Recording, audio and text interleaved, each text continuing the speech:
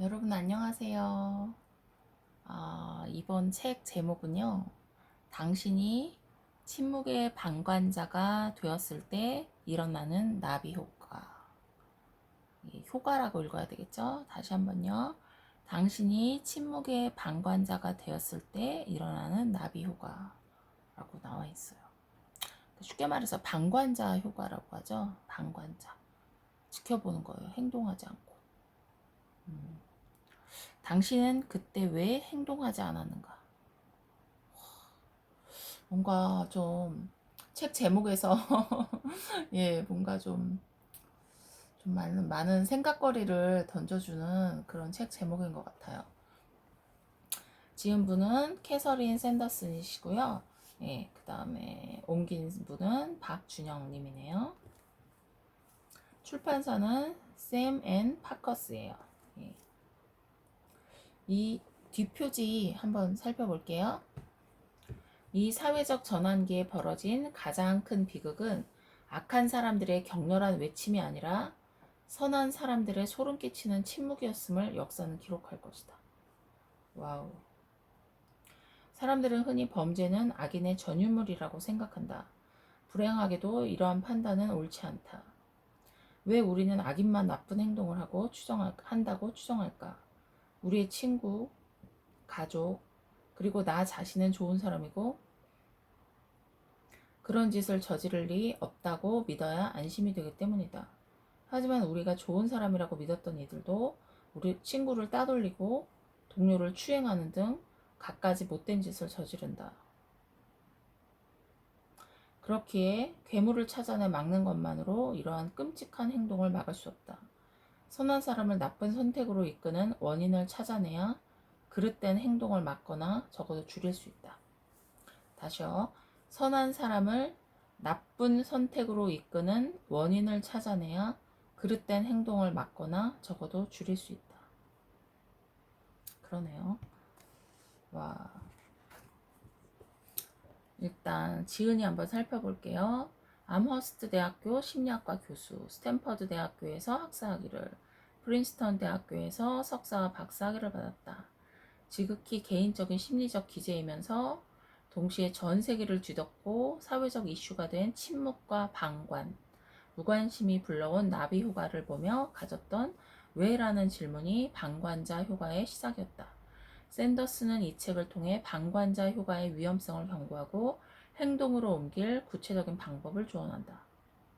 미국에서 가장 영향력 있는 고등교육 정보기관인 프린스턴 리뷰가 선정한 최고의 교수 300인의 이름을 올리기도 했으며 워싱턴 포스트, 보스턴 글로브, USA 투데이, 애틀랜틱, CNN, CBS 등 수많은 언론을 통해 사회의 다양한 문제와 현상을 심리학의 시각으로 해석하고 함의를 짚어주고 있다.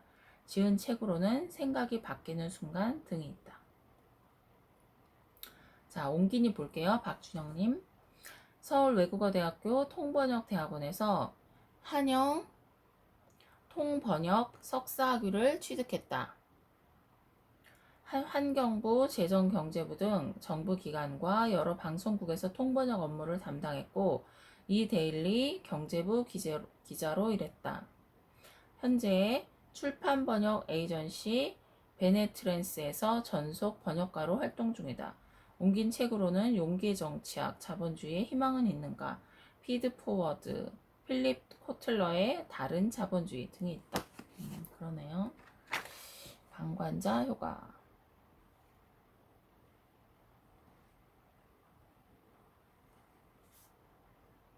앤드류 로버트 캐롤라인에게 중요한 문제에 대해 침묵하지 않기를 바라며. 목차 한번 살펴볼게요. 선한 사람들의 침묵. 일단 서문은 우리는 왜 행동하지 않는가 라는 서문이 있고요. 파트 1, 파트 2, 3 중에 파트 1이 선한 사람들의 침묵이에요. 1. 괴물에 대한 환상. 이것은 누구의 책임인가? 3. 침묵을 부르는 불확실성. 4. 침묵과 행동의 저울질. 5. 우리는 미움받을 용기가 없다. 파트 2. 주변에서 일어나는 방관. 6. 따돌림이라는 사회적 무기. 7. 그건 사랑이 아니다. 8. 낡고 다른 조직 문화. 파트 3. 행동하는 양심이 되는 법. 9. 도덕 저항가에 대한 이해. 10. 변화는 이미 시작되었다.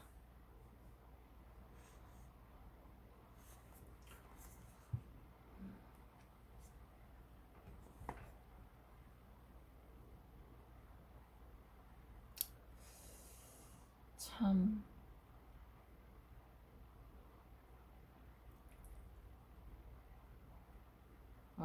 이게 참, 서문에 우리는 왜 행동하지 않는가라는 내용이 나와요. 그런데 이게 이분들 아이의 그 아이가 앤드류라고 있거든요. 근데 기숙사 룸메이트가 죽었다는 거예요. 근데 아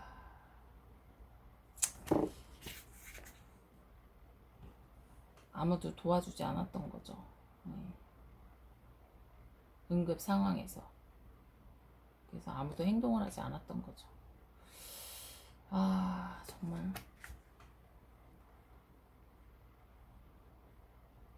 그래서 이 글을 쓰신 분이 심리학과 교수시잖아요. 그래서 이 책을 집필한 목적에 대해서 쓰고 계세요. 사람들이 좋지 않은 행동 앞에서 침묵하려는 인간의 자연스러운 본성 이면에 깔린 심리적 요인을 이해하도록 돕고 나쁜 행동이 지속되도록 허용하고 침묵하는 데 있어 얼마나 중요한 역할을 하는지 알리고자 합니다. 이 책 앞 절반에서는 사람들이 나쁜 행동에 개입하는 상황과 심리적 요인을 설명하려고 한다. 이어서 이보다 더 일반적인 현상인 다른 사람의 나쁜 행동을 보고도 침묵하는 이유에 대해 설명하고자 한다. 다음으로는 이들 요소가 특정 상황에 놓였을 때 행동하는 것을 어떻게 방해하는지 살펴보려 한다.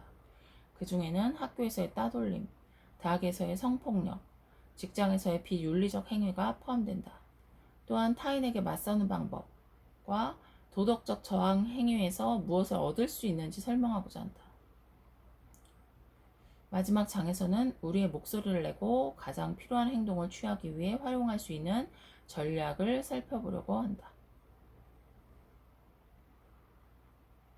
이 책이 우리가 행동하지 못하게 막는 힘에 대한 통찰력을 제공하고 우리 삶에 가해지는 압박에 저항하는 실용적 방법을 얻게 되길 바란다. 또한 여러분이 이 책의 내용을 통해 어려운 상황에서도 분연히 옳게 행동할 수 있기를 바란다. 마지막으로 침묵의 방관자가 되었을 때 일어날 수 있는 나비 효과를 막을 수 있는 비밀은 긴박한 상황에서 도움을 청하는 전화를 걸기까지 20시간이나 기다리지 않는 것이라는 사실을 알려주고 싶다. 정말 마음에 탁 와서 박히네요.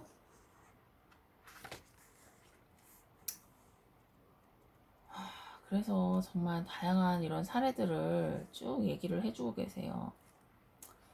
여러분들 어떤지 모르지만 저는 사실 이런 책 정말 굉장히 좋아하거든요. 예.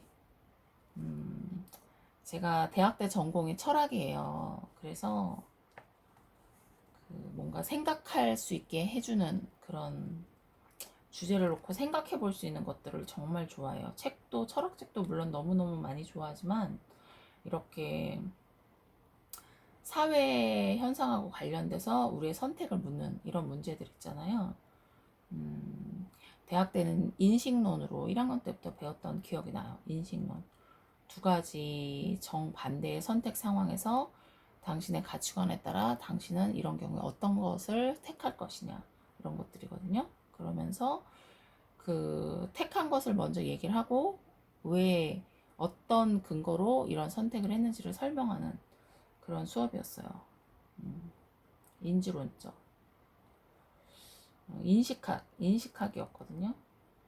그래서 정말 이런 책들은 정말 뇌가 팍팍 돌아가게 만드는 그런 책인 것 같아요. 예. 그리고 우리로 하여금 당연히 생각하게 만들죠. 생각하게. 네.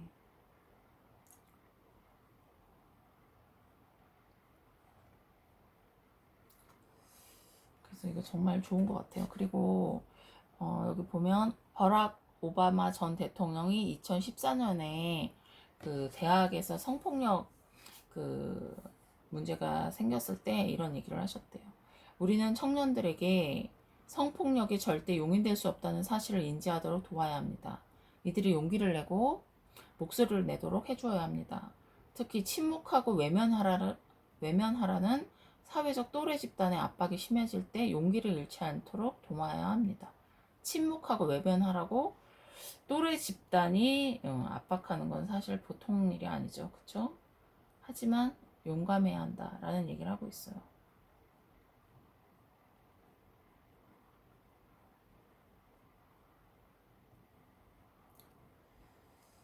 참.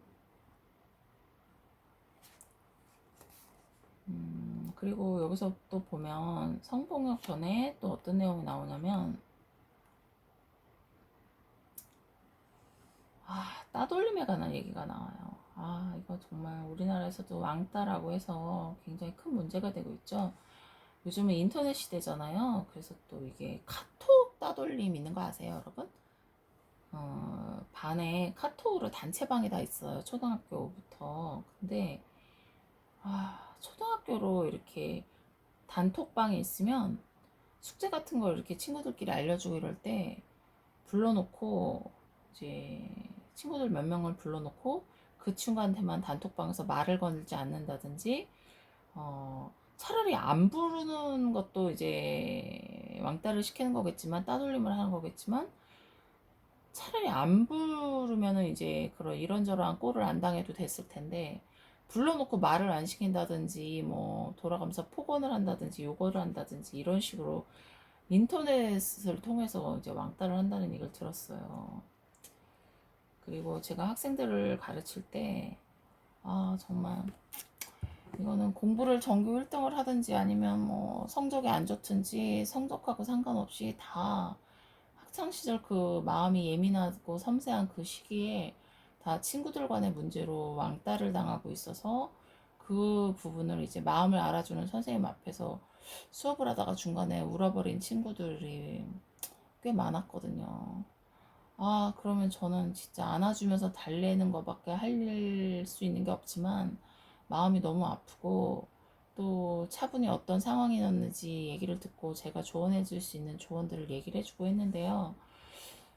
제가 학원에서 꽤 오랫동안 학생들을 가르치면서 이 부분에 대한 얘기들을 정말 많이 했어요. 저는 절대 아이들한테 용인할 수 없는 부분이 학생들 같은 반에서 공부하는 친구들 따돌리는 거 이런 거 주도하는 사람이 꼭 있거든요. 그러면 안 된다고 아이들한테 말을 정말 많이 해왔는데 이런 친구들이 꼭 생기는 게 참 너무 안타까운 일인 것 같아요. 예. 그래서 이런 당신이 침묵의 방관자가 되었을 때 일어나는 이런 나비 효과에 대해서 방관제 효과. 당신은 그때 왜 행동하지 않았는가? 그리고 이 뒤에서 살펴본 것처럼 착한 사람들, 그러니까 악한 사람들의 격렬한 외침이 아니라 가장 큰 비극은 바로 선한 사람들의 소름 끼치는 침묵이라는 거. 정말. 근데 이게 사실은, 이 사회적 압박이 있어서, 이 본인한테 엄청난 이런 불이익이 생길 걸 알면서도 이런 뭔가를 말을 하는 자리에 침묵하지 않고 용기 있게 용감하게 나선다는 건 사실 보통의 그 신념과 가치관이 있지 않고서는 이게 쉽지는 않은 문제거든요. 우리 의료과실 당했을 때 힘없는 이런 환자들 부모들이 아무리 이 상황을 밝혀내려고 해도 이 의사끼리의 커넥션과 의료진의 이런 것들이 너무 공고하고 강하다 보니까 뭐 서류도 다 고치고 이러니까 외부 사람인 이 가족 환자 보호자가 뭘 어떻게 할 수 있는 힘이 없는 거죠. 그리고 그 의료과실 증거나 이런 것도 다 그 환자 보호자나 유족들이 사망사고가 일어났을 때 사망사건이 일어났을 때 유족들이 입증해야 되는 이런 불합리한 것들 이런 것들이 다 근데 그 뭔가 의료진 중에서도 다 쉬쉬하는 분위기에서 그 한 명이 방관자가 돼선 안 되겠다 하고 용기 있게 나섰을 때 더 이상 이제 의사 생활이 막히는 그런 경우도 너무 비일비재하고요, 사회적으로. 그리고 내부 고발자 있잖아요, 직장에서. 어떤 불합리한 걸 얘기했을 때, 뭐 영화로도 많이 만들어지고 사회에서도 많이 이런 일이 있고, 뭐 신문 기사로도 많이 나오고, 뭐 빈번한 이야기죠. 그래서 참 이런 것들은, 이런 책들을 많이 접해보면서, 책이라는 게 결국 저자하고 책을 쓴 글쓴이와 본인하고의 끊임없는 대화잖아요. 그러니까 책을 읽어 내려가면서 그냥 글자만 문자적으로 읽는 것이 아니라 정말 좀 깊이 있는 사고와 성찰을 통해서 현실을 좀 다시 한번 돌아보면서 이런 똑같은 상황에서 나는 어떻게 행동했을까라는 것들을 좀 돌아보는 그런 것들이 매우 중요하고 필요하지 않나, 이런 생각들이 많이 듭니다. 네. 당신이 침묵의 방관자가 되었을 때 일어나는 나비 효과, 방관자 효과. 당신은 그때 왜 행동하지 않았는가? 정말 꼭 한번 여러분께서 읽어보셨으면 좋겠어요. 우리는 대다수 사람들은 다 악한 범죄자라기보다는 선한 사람에 속하고 자기가 굉장히 괜찮은 사람이라고 생각하면서 사회 속에서 이런 소시민의 삶을 하루하루 매일 충실히 살아가고 있지 않습니까? 하지만 내가 꼭 나서야 할 때 나서지 않았다라는 거, 내가 방관자였다는 거, 불의한 일에 있을 때 그게 잘못한 불의한 일이라고 말하지 않았다라는 거, 이거 자체가 일으킬 나비 효과, 이런 것들에 대해서 정말 깊이 있게 생각해보는 그런 좋은 시간 되셨으면 좋겠습니다. 저는 정말 강추하는 책입니다. 여러분, 그럼 좋은 독서 시간 되세요. 감사합니다.